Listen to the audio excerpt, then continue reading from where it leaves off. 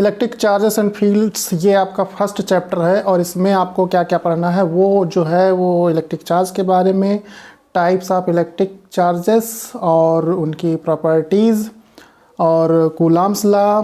इसमें आपको electric field due to charge particle ये पढ़ना है और electric field lines, electric dipole, उनके through electric field intensity, torque on a dipole और Gauss theorem and its application. ये इतना सब कुछ इस चैप्टर में है। ठीक है, तो इस चैप्टर से जो डेरिवेशन अगर देखा जाए तो वो इलेक्ट्रिक डायपोल के डेरिवेशन है। ठीक है, वो एग्ज़ाम में पूछे जा सकते हैं। ठीक, तो आज जो है इलेक्ट्रिक फील्ड्स एंड चार्जेस के बारे में बात करेंगे। देखिए, इलेक्ट्रिक चार्ज जो होता है वो क्यू से रिप्रेजेंट किया जाता है। ठीक है, और ये चार्ज कैसे प्रोड्यूस होता है। ठीक, किसी भी एटम, किसी भी पार्टिकल, किसी भी सब्सटेंस पर तो होता क्या है कि जैसे कोई एटम होता है तो एटम में न्यूक्लियस होता है। न्यूक्लियस में क्या होते हैं, प्रोटॉन्स और न्यूट्रॉन्स होते हैं और उस न्यूक्लियस के बाहर इलेक्ट्रॉन्स अपने अपने सेल में रिवॉल्व करते हैं। ठीक, तो अगर कोई एटम है तो एटम में ये जो न्यूक्लियस होता है इसमें प्रोटॉन्स और न्यूट्रॉन्स होते हैं। ठीक, इसके बाहर इलेक्ट्रॉन्स अपने सेल में रिवॉल्व करते हैं। तो अगर कोई एटम की बात करें तो एटम का जो नेट चार्ज होता है वो कितना होता है, तो होता है 0, क्योंकि जितने नंबर ऑफ प्रोटॉन्स होते हैं उतने ही नंबर ऑफ इलेक्ट्रॉन्स होते हैं किसी भी एटम में, और न्यूट्रॉन पर कोई चार्ज नहीं होता है। तो इलेक्ट्रॉन के चार्ज को जो है वो -e से रिप्रेजेंट करते हैं, प्रोटॉन के चार्ज को +e से और न्यूट्रॉन के चार्ज को 0 से रिप्रेजेंट करते हैं। ठीक, तो अगर कोई एटम है तो मान लिया कोई x एटम है तो ये Z क्या शो करता है, एटॉमिक नंबर। तो एटॉमिक नंबर क्या बताता है, नंबर ऑफ प्रोटॉन्स और इलेक्ट्रॉन्स। ठीक, तो जितने प्रोटॉन्स होंगे उतने ही इलेक्ट्रॉन्स होंगे, इसलिए नेट चार्ज एटम का 0 होता है, यानी एटम इलेक्ट्रिकली न्यूट्रल होता है, एटम पर कोई चार्ज नहीं होता है। ठीक है, तो चार्ज कैसे प्रोड्यूस होता है, तो चार्ज प्रोड्यूस होता है इलेक्ट्रॉन्स के ट्रांजिशन से। ठीक, तो किसी भी एटम में जो आउटर मोस्ट सेल के इलेक्ट्रॉन्स होते हैं, ठीक, वो न्यूक्लियस से लूजली बाउंड होते हैं और ईजिली डिटैचेबल होते हैं। ठीक है, तो वो इलेक्ट्रॉन्स जो है फ्री हो जाता है वहाँ से। ठीक है, तो इस तरीके से इलेक्ट्रॉन्स वहाँ से निकल जाता है तो एटम पर चार्ज प्रोड्यूस हो जाता है। अगर इलेक्ट्रॉन निकलेगा तो एक्सेस में क्या आएंगे, प्रोटॉन्स आएंगे। अगर एक इलेक्ट्रॉन निकला तो एक प्रोटॉन एक्सेस में हो जाएगा, तो एक प्रोटॉन के बराबर पॉजिटिव चार्ज प्रोड्यूस हो जाएगा। ठीक है, इसी तरह किसी एटम पर अगर इलेक्ट्रॉन जाते हैं तो उस पर इलेक्ट्रॉन के जो निगेटिव चार्ज होता है उसके बराबर चार्ज प्रोड्यूस हो जाएगा। ठीक, अगर एक इलेक्ट्रॉन जाएगा तो एक इलेक्ट्रॉन के बराबर निगेटिव चार्ज प्रोड्यूस हो जाएगा। ठीक है, यानी जो रिस्पॉन्सिबल है वो इलेक्ट्रॉन्स का ट्रांजिशन ही है चार्ज प्रोडक्शन के लिए। ठीक, चूँकि प्रोटॉन्स और न्यूट्रॉन्स ये तो न्यूक्लियस में strongly bound to each other due to nuclear attraction force, तो ये सेपरेट नहीं हो सकते। ठीक, तो इलेक्ट्रॉन्स के ट्रांजिशन से ही चार्ज प्रोड्यूस होता है। तो किसी भी सब्सटेंस, एटम, पार्टिकल वगैरह पे जो चार्ज प्रोड्यूस होता है वो due to transition of electrons. ठीक है, तो चार्ज कितने प्रकार के होते हैं, चार्ज 2 प्रकार के होते हैं, +q और -q। ठीक है, और किसी भी पार्टिकल, एटम या सब्सटेंस पे जो चार्ज प्रोड्यूस हो सकता है वो कितना हो सकता है, q = ±ne।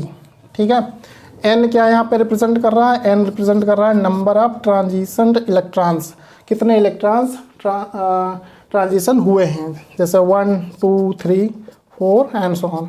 और प्लस माइनस साइन क्या इंडिकेट कर रहा है कि प्लस चार्ज 2 प्रकार के होते हैं, प्लस और निगेटिव। अगर इलेक्ट्रॉन्स निकलेंगे तो पॉजिटिव चार्ज प्रोड्यूस होगा, अगर इलेक्ट्रॉन्स आएंगे एटम पर तो निगेटिव चार्ज होगा। ठीक है, तो इसको हम क्वांटाइजेशन ऑफ इलेक्ट्रिक चार्ज भी बोलते हैं। ठीक, तो इस तरीके से चार्ज प्रोड्यूस होता है और चार्ज 2 प्रकार के होते हैं, पॉजिटिव और निगेटिव। तो पॉजिटिव और निगेटिव चार्ज क्या करते हैं, एक दूसरे को अट्रैक्ट करते हैं। ठीक है, और अगर लाइक चार्जेस हैं, जैसे पॉजिटिव पॉजिटिव है या निगेटिव निगेटिव है, तो ये एक दूसरे को रिपेल करते हैं। ठीक है, तो like charges repel to each other and unlike charges attract to each other. ठीक, तो इनके बीच में फोर्स लगता है जिसको हम बोलते हैं कूलम्बियन फोर्स, इलेक्ट्रोस्टैटिक फोर्स या सिंपल इलेक्ट्रिकल फोर्स। ठीक है, और ये जो फोर्स है इन दोनों चार्ज पार्टिकल्स को मिलाने वाली लाइन ज्वाइनिंग के अलोंग एक्ट होता है और अपोजिट इन डायरेक्शन एक्ट होता है, इक्वल इन मैग्नीट्यूड एक्ट होता है। मतलब जितना ये चार्ज पार्टिकल इस पर फोर्स लगाएगा उतना ही ये चार्ज पार्टिकल इस पर फोर्स लगाएगा, ठीक है, सेम मैग्नीट्यूड में, बट डायरेक्शन क्या होगी, अपोजिट। ये इसकी डायरेक्शन फोर्स की क्या है, इधर, और इसकी क्या है, इधर। इधर देखो, ये इधर, ये इधर, डायरेक्शन क्या है, अपोजिट है, ठीक है। तो अब कूलम्ब्स लॉ यहाँ पर आ जाता है। कूलम्ब्स लॉ क्या होता है, ठीक है। तो कूलम्ब्स लॉ से पहले इसमें जो है चार्ज कंजर्वेशन लॉ देख लेते हैं, ठीक। क्वांटाइजेशन ऑफ इलेक्ट्रिक चार्ज आपने देख लिया, चार्ज कंजर्वेशन लॉ, ठीक है। चार्ज कंजर्वेशन लॉ के अकॉर्डिंग ये होता है कि किसी भी आइसोलेटेड सिस्टम का जो चार्ज होता है, ठीक, वो कांस्टेंट रहता है, ठीक है। मतलब चार्ज उस सिस्टम का ना तो उस सिस्टम पे चार्ज ना तो क्रिएट किया जा सकता है ना डिस्ट्रॉय किया जा सकता है। उस चार्ज का जो मतलब उस सिस्टम का जो भी चार्ज होगा वो कांस्टेंट रहेगा, ठीक। मतलब चार्ज एक पॉइंट से दूसरे पॉइंट ट्रांसफ़र किया जा सकता है विद इन सिस्टम, ठीक। तो मान लिया कि जैसा टू बॉडीज़ हैं ए और बी, ठीक, ये बॉडी ए है और ये बॉडी बी है। This is system of to bodies and this is isolated. Isolated मतलब इसके अगल बगल और कुछ नहीं है, ठीक, ये दो हैं। इसको बाहर से ना कहीं कोई चार्ज मिल रहा ना बाहर को इन दोनों का चार्ज कहीं जा रहा है, ठीक। तो क्या होगा कि मान लिया कि इस पर चार्ज जो है वो 0 है, इस पर भी चार्ज जो है वो 0 है। फिर इन दोनों को रब किया गया, ठीक है।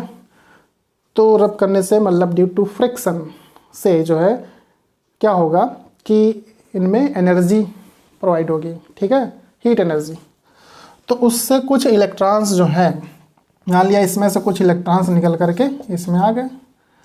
तो सपोज दैट n इलेक्ट्रॉन्स निकल करके इसमें आ गए, तो इस पर इलेक्ट्रॉन्स आ गए और इलेक्ट्रॉन्स पर क्या होता है, नेगेटिव चार्ज, मतलब इस पर नेगेटिविटी बढ़ गई। कितने के बराबर, 10 इलेक्ट्रॉन्स के बराबर नेगेटिविटी बढ़ गई।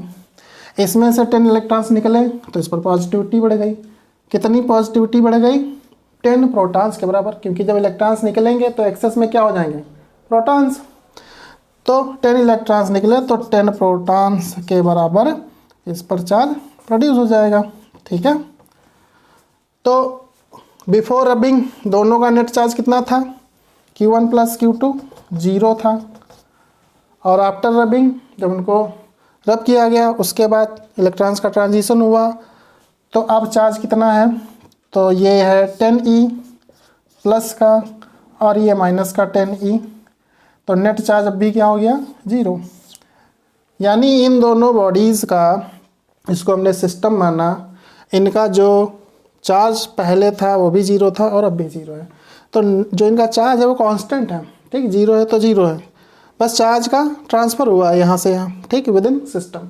तो चार्ज ना तो क्रिएट हुआ है ना ही डिस्ट्रॉय हुआ है, विद इन सिस्टम ट्रांसफ़र हुआ है। इसी को बोलते हैं चार्ज कंजर्वेशन लॉ, ठीक है। अब नेक्स्ट देखेंगे कूलम्ब्स लॉ, ठीक है। कूलम्ब्स लॉ जो है इस पर क्वेश्चंस ढेर सारे पूछे जाते हैं, ठीक, बहुत ही इंपॉर्टेंट लॉ है। तो ये मान लिया 2 चार्ज पार्टिकल्स हैं Q1 और Q2, ठीक है। तो ये मान लिया पॉजिटिव चार्जेस हैं, ठीक है, दोनों ही पॉजिटिव चार्जेस हैं। तो Q1 इस पर फोर्स लगा रहा है F1 और Q2 भी इस पर फोर्स लगाएगा F। दोनों सेम फोर्स लगाएंगे एक दूसरे पर, इक्वल इन मैग्नीट्यूड और अपोजिट इन डायरेक्शन, और इनके बीच की जो डिस्टेंस है वो है r, ठीक।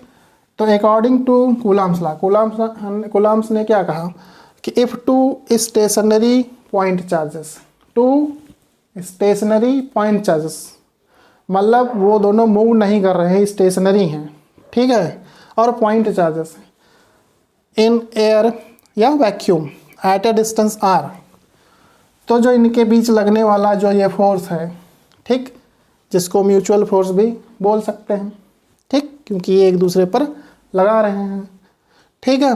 तो ये जो फोर्स होगा इन दोनों चार्जेस के प्रोडक्ट के डायरेक्टली प्रोपोर्शनल और इनके बीच की डिस्टेंस के स्क्वायर के इन्वर्सली प्रोपोर्शनल, ठीक है। अब इन दोनों को कंबाइंड में लिखेंगे तो Q1 Q2/r², प्रोपोर्शनलिटी साइन हटाएंगे तो यहाँ पे एक प्रोपोर्शनलिटी कांस्टेंट आ जाता है 1/4πε0। ठीक, और फोर्स की यूनिट क्या होती है? न्यूटन। 1/4πε0 की जो वैल्यू होती है 9 × 10⁻⁴ न्यूटन मीटर स्क्वायर पर कूलम स्क्वायर। ठीक, एप्सिलॉन नॉट जो होता है ये परमिटिविटी ऑफ फ्री स्पेस होता है, और ये 8.85 × 10⁻⁻12 पर न्यूटन पर मीटर स्क्वायर कूलम स्क्वायर। ठीक है, यूनिट रेसिप्रोकल हो जाएगी क्योंकि यहाँ पे रेसिप्रोकल का रिलेशन है। ठीक है, तो इस तरीके से एप्सिलॉन नॉट की वैल्यू 1/4πε0 की वैल्यू ये है। ठीक, और ये कूलम्स लॉ है। ठीक है, तो ये दोनों चार्ज पार्टिकल्स कहाँ हैं? एयर या वैक्यूम में, तो फोर्स उनके बीच ये लग रहा है। अगर यही दोनों चार्ज पार्टिकल्स इतनी दूरी पर किसी अनदर मीडियम में रखे हों जिसका डाई इलेक्ट्रिक कांस्टेंट के हो तो, ठीक, तब फोर्स क्या हो जाएगा? तब फोर्स क्या हो जाता है? फोर्स जब हो तब जो हो जाता है F/k, मतलब उस मीडियम में जो फोर्स होगा वो F/k हो जाएगा। और ये क्या है? एयर या वैक्यूम में फोर्स, यानी k टाइम्स फोर्स रिड्यूस हो जाता है। ठीक, तो जो इसको F' मान लो। ठीक है, F' ले लो, तो 1/4πε0k Q1 Q2/r²। ठीक है, न्यूटन, यानी फोर्स k टाइम्स रिड्यूस हो जाएगा, और k क्या है? उस मीडियम का डाइलेक्ट्रिक कांस्टेंट। ठीक है, तो ये रहा कूलम्स लॉ। ठीक, अब इसके बाद जो है इलेक्ट्रिक फील्ड के बारे में बात करेंगे। Electric field due two point charge. ठीक, इलेक्ट्रिक डायपोल, उनके through intensity, torque on a dipole, फिर गॉस थ्योरम, एप्लीकेशन। ठीक, तो ये जो है क्विक रिवीजन चल रहा है। ठीक है, और इसमें जो भी चीज़ें हैं वो सारी की सारी मैं आपको बताऊंगा। ठीक है, और आप भी पढ़ते रहिए, रिवाइज करते रहिए। ठीक है, आज के लिए इतना ही।